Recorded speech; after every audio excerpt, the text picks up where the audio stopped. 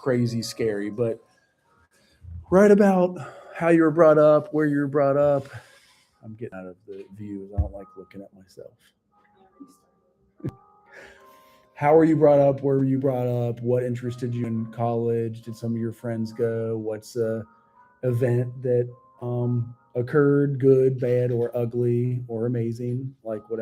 Or a few. You can go as you grew up. It could be as recent as yesterday. Things that happened. What was the pandemic like? What was a major event that just guided you and turned you into who you are? Why'd you guys want to go to college? I know for me, I had to work or go to school, and they were like, yes.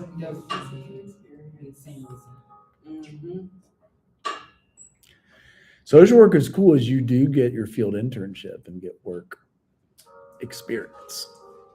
So, and you can specialize and you can move around. If you work in an area and you're like, I freaking hate this, you can go somewhere else. Like,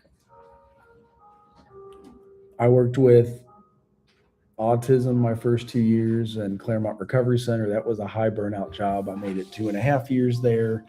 I then worked at Ohio Mentor. It was men with an IQ below 70 that were sex offenders. That was also a kind of high burnout job, but I lasted longer there.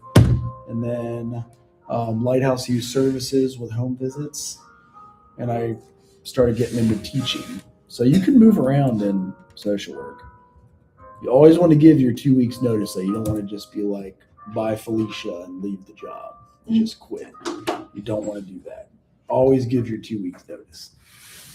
No matter how crazy things are, how hard it gets. Like, that way you don't ever kind of get the burn from it. Any other questions about the paper? We supposed to include some of the theories in the paper? Yes, at least one. Okay. And some of them, probably like one that I could relate to, but not all of them. oh yeah, the one that we gave the example for. Was that any good? Yeah, like I had looked up the theories and I can relate to one of them, but not all of them. So I didn't know if you had to. Oh, here's the one that is our entire doctoral program that all of you can use. It's about a holistic theory of development. And it's called ecological theory. And it's renowned social worker made this theory. I have a good video on it because I love me some. There it is. The future of learning is. His name is Yuri Brofenbrenner, but it's really this is perfect because I have to get some freaking water. I'm gonna pass out as I haven't. K-12 or corporate settings. Go for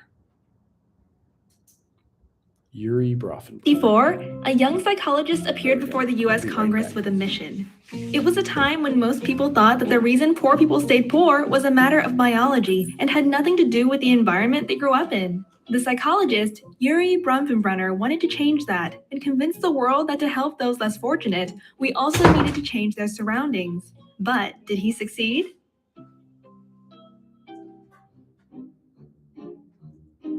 Bronfenbrenner's ecological system theory conceives that a child is influenced by 5 ecological forces. First comes the microsystem of family and friends that affect the child directly. Second are the forces of the connections between the people around the child, parents with teachers and teachers with peers. Then there are links between social settings that do not directly involve the child, such as the father with his boss, the peers with their parents, and the teacher with the principal. Next is the overarching culture, religion, and social norms that influences all others. This is kind of what I use to present about supervision with you guys, but like the things that go on way out here could be the federal government, like the government shutdown, we had COVID, money, funding supplies. All the way on the inside is like where your eco map and culturegram explain, like family genetics, things we inherited, stressors within the community. And lastly, there is time, which changes everything over the. Does it make sense that way? Okay. I know it's a chaotic picture. And then, then there's also birth to death. Course of one's life. Children are born into a microsystem that influences the child's experiences directly. Children from unfortunate backgrounds are more likely to experience problematic family structures, even if it's simply for the fact that parenting is more difficult if you are poor. They also encounter more negative situations at school or bad influences through friends. Consequently, a child that grows up in a negative microsystem will find it hard to succeed. The mesosystem represents the interconnections between the elements that surround the child. For example, the relationship between the father and the school teachers. If the father doesn't get along with a teacher, the child might suffer. I had to visit 3 of my preschoolers' teachers today as we were doing like the IEP, and that is interesting. The exosystem involves the links between social settings that do not involve the child. For example, a child's experience at home can be influenced by their parents' experiences at work. If the mother loses her job, there might be more arguments with the father, resulting in changes in their interaction with the child. The macrosystem describes the overarching culture that influences all other systems, such as a child's geographic location and ethnicity. Intelligent people who happen to live in bad places are more likely to move to better ones, but that also means that they are more likely to be strangers in a richer society. So, regardless of the child's biological potential or upbringing, on a macro level, he or she may still be at a disadvantage. The chronosystem refers to changes in the child and the environment over time. As the child grows up, the parents may stop loving each other and divorce, which can be traumatic for an 8-year-old boy. 5 years later, he may have come to terms with how things turned out. But when the boy turns 16, his mom's new boyfriend moves into their tiny apartment, and things get difficult again.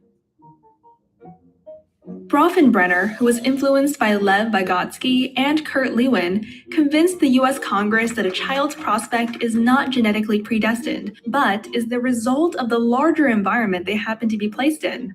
Children who grow up in unfortunate social structures, therefore, need a form of support that not only reaches their families, but also elements of their community. Bronfenbrenner's theory helped form the Head Start program in 1965, a government program that has served more than 35 million poor children since. A lot of social workers still do work for that Head Start program and do like visits in the schools and help. Often it's premature babies and getting off to the right start, and it's government money funded. Decades later, Bronfenbrenner and Stephen Sessi proposed an extension of this theory, called the bioecological model. This new model recognizes gene-environment interactions and acknowledges the role of heritability, but adds that genes themselves are under the influence of the environment. In other words, the process of heritability varies in a magnitude of potentials. How much a child can make of the potential they inherit depends on the ecological environment.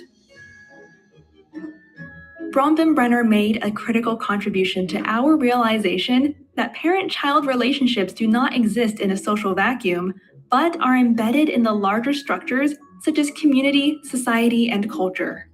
In order to develop well, he allegedly said, every child needs at least one adult who is irrationally crazy about him or her.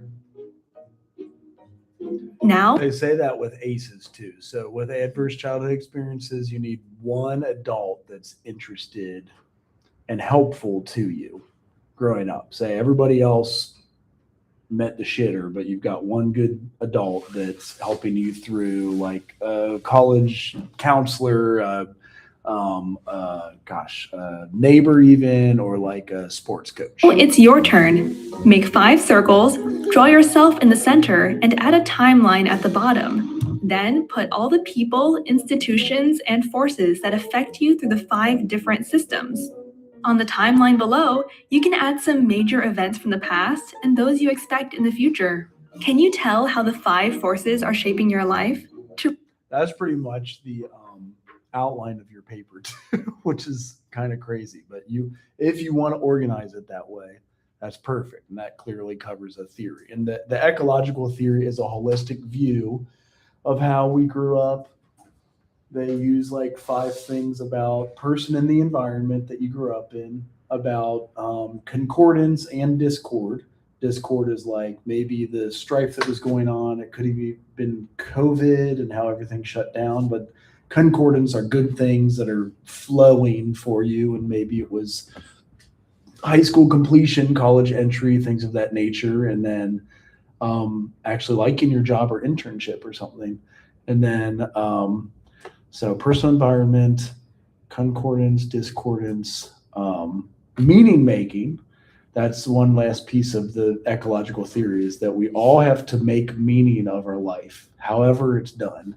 And making meaning builds a meaningful life. And some people use spirituality for that. Some people use service to others, working hard, doing what you do, but like making meaning of life is a big piece of that. And this, I'll let this finish and see if I can find a citation for you. Read more about the topic or download the video without background music. Visit sproutsschools.com.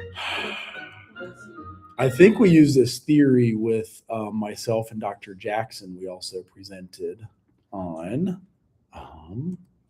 let's see here, OAGE. Now the problem is finding it because, hey, there it is. Okay. So we did 3 presentations. That's why we missed you guys. Friday, if you had any of us Friday, it was myself, Dr. Jackson, and Dr. Harris, actually. So, but I think we used that second one that we talked about, the bioecological theory. So, what's that? I said I love Miss Jackson. Yes, she's awesome. Oh, shoot, that's our unfinished presentation. Of course, that's the first one that comes up. But, so that was kind of our presentation and what we did, and maybe this is the finished one. Nope, that was mine. Whoopsie. So yeah, you can go from that theory if you want.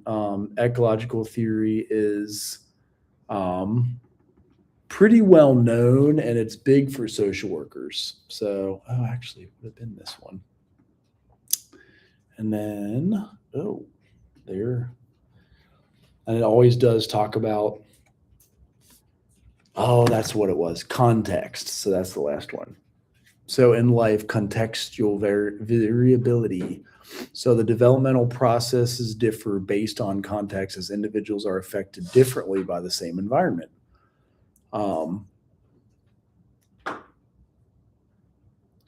criticism, though, is that it's complex. It's still like the gold standard. This is the theory they use for our entire counseling doctoral program. So actually, I think this webpage is specific to, that was my advisor at University of Cincinnati.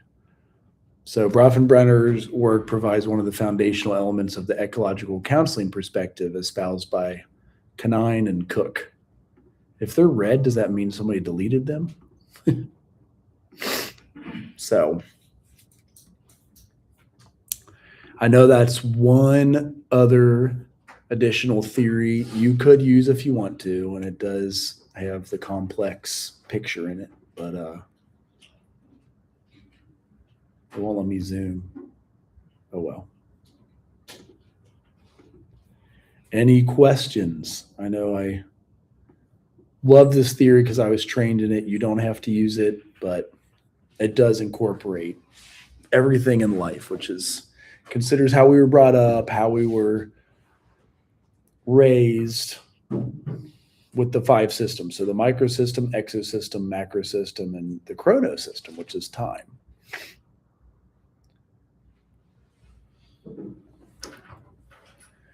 Anybody else have questions? I wanted to give you time to work on your paper again. Ouch. Stretch. Yeah, I'm getting old, man. I didn't see that paragraph you were talking about in the syllabus. Like for the assignment. So 3011, it would be right under the title of the paper. And the title is, as my brain will take a minute to load, it feels slow today. It is this one right here. So the ethnographic study of one's family of origin. And Is this the same thing you put under it? it is, yeah. The directions. I know it's not due July anymore. That was last summer, but Okay. July 10th. Okay, I see. You got it. And yes, So is being a licensed clinical social worker, is that a clinical profession? Okay, we diagnosed with the DSM okay. 5. Mhm. People would say the psychiatrist diagnosis trumps ours. I tend to disagree because we go inside the home and look at stuff and they see him for 15 minutes inside of an office. Usually. I think ours is stronger. But we have to keep proving ourselves. So just keeping that up. And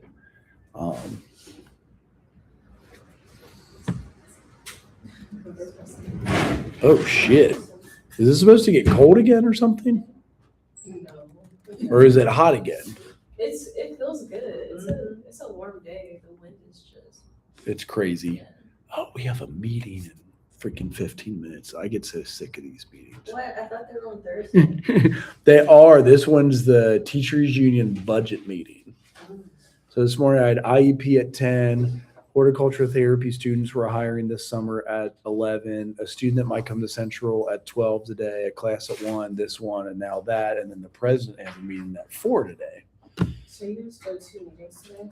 Huh? You have to go to both meetings? I'm trying to skip one of them, to be honest with you. Like if you give me 24-hour notice about a meeting, I'm probably not going to be there. I'm just saying. I did agree to the one that's in like 10 minutes. That's my problem. So that is all I've got. If you guys have, oh yeah, there is up here. Sorry.